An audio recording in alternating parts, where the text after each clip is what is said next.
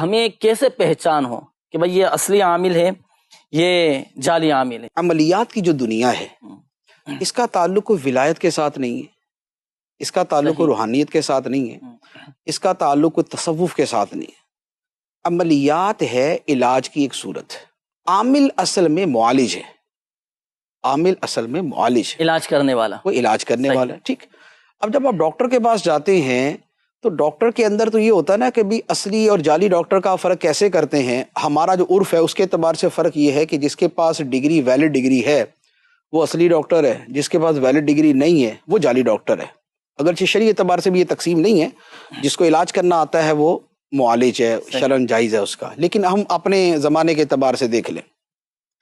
اب جب عملیات والا بندہ ہے اصل معالج، تو اس کی اصل ڈیفینیشن کے اعتبار سے اصلی اور جعلی کا جو فرق ہے وہ یہ ہے کہ اگر اس کو عملیات کے ذریعے علاج کرنا آتا ہے تو وہ اصلی عامل ہے، اچھا، اور اگر عملیات کے ذریعے علاج کرنا نہیں آتا تو وہ جعلی عامل ہے، نمبر ایک۔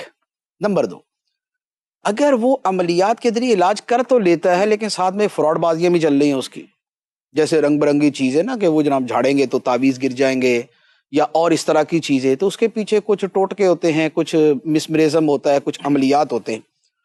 تو اصلی جعلی کے اعتبار سے ایسا کوئی فرق نہیں آ رہا اس میں، لیکن پرابلم یہ ہے کہ ہمارے معاشرے میں عملیات کو علاج نہیں سمجھا جاتا، اسے ایک روحانیت اور ایک صوفیت اور ایک ولایت کے ساتھ جوڑا جاتا ہے۔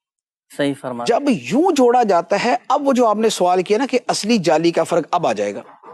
صحیح۔ اب اگر یہ والا معنی لیں، اور چونکہ لوگ اسی مفہوم میں لیتے ہیں تو لہذا ہمیں کلام بھی اسی اعتبار سے کرنا پڑتا ہے، ورنہ اصل تو عامل معالج ہے۔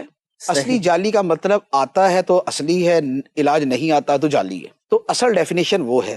اچھا، اور اسی کی وجہ سے کیا ہوتا ہے، آپ نے دیکھا ہندو بھی یہ دم تعویذ کرتے ہیں، ٹھیک ہے، عیسائی بھی کرتے ہیں، تو ہندو عیسائی بھی دم کرتے، تو اب کیا مطلب کہ ان کے علاج سے اگر کسی کو فائدہ ہوتا ہے اور بعض جگہ ہو بھی جاتا ہے تو علاج کی ڈیفینیشن کے اعتبار سے وہ اصلی ہے۔ علاج کی ڈیفینیشن کے اعتبار، ہندو ڈاکٹر بھی تو ہو سکتا ہے نا، عیسائی ڈاکٹر بھی ہو سکتا ہے، تو ہوگا تو اصلی ڈاکٹر نا، اس کو جعلی ڈاکٹر تو نہیں کہہ دیں گے۔ بات یہ ہے کہ ہم اس کو علاج سمجھیں گے تو پھر تو یوں فرق ہوگا، صحیح، لیکن چونکہ ہمارے لوگوں کے ذہنوں میں یہ بیٹھا ہوا ہے کہ عملیات کرنے والا کوئی روحانی شخص ہوتا ہے اور وہ کوئی صوفی ہوتا ہے یا اس میں کوئی تھوڑی بہت ولایت ہوتی ہے اور اس کو کوئی ایسی چیزیں حاصل ہوتی ہیں، اگر اس اعتبار سے دیکھیں گے تو پھر اس میں یہ ہوگا کہ کس کے پاس جانا چاہیے، کس کے پاس نہیں جانا چاہیے۔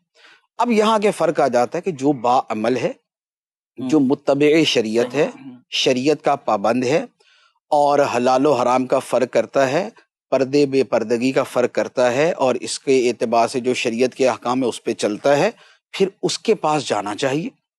جو بے شرع ہے، بے نمازی ہے، دین سے دور ہے، نماز روزے کا حال کوئی نہیں، پردے کی اس کو تمیز کوئی نہیں، تو اب اس مفہوم کے اعتبار سے یہ جعلی ہے، پھر اس کے پاس نہیں جانا چاہیے۔ صحیح۔ تو اب اس اعتبار سے کہہ سکتے کہ یہ والا اصلی ہے، یہ والا جعلی ہے، تو یوں فرق کیا جا سکتا ہے، لیکن ویسے اس ذہن میں یہ رکھنا چاہیے کہ عملیات کا تعلق علاج کے ساتھ ہے، یہ روحانیت کے ساتھ نہیں۔ روحانیت والے کا دم اثر کرتا ہے، یہ ٹھیک ہے، لیکن دم والا روحانی بھی ہو یہ ضروری نہیں ہے۔ صحیح۔ دم کا تعلق کچھ مشقوں کے ساتھ ہوتا ہے، کچھ چلوں کے ساتھ ہوتا ہے، کچھ وظیفوں کے ساتھ ہوتا ہے، اور کچھ مخصوص اس کی زکوٰۃ ادا کرنی ہوتی ہے اس کے ساتھ ہوتا ہے۔ تو اس لیے مسلمان، ہندو، سکھ، عیسائی، ایون کہ دہریے تک، وہ بھی سارے کے سارے یہ دم تعویذ اور یہ کرتے، اسی لیے جو ہے وہ صحیح عقیدہ بد عقیدہ سب کا ہی چل رہا ہوتا ہے۔ تو اگر تو اس کا تعلق ولایت سے ہوتا تو سوائے صحیح العقیدہ اور بعمل متبع شریعت کے کسی اور کا دم اثر نہ کرتا، لیکن کرتا ہے بقیہ کا۔ تو وجہ فرق یہ ہے کہ یہ علاج ہے تو علاج کی پھر مختلف جہتیں ہوتی ہیں۔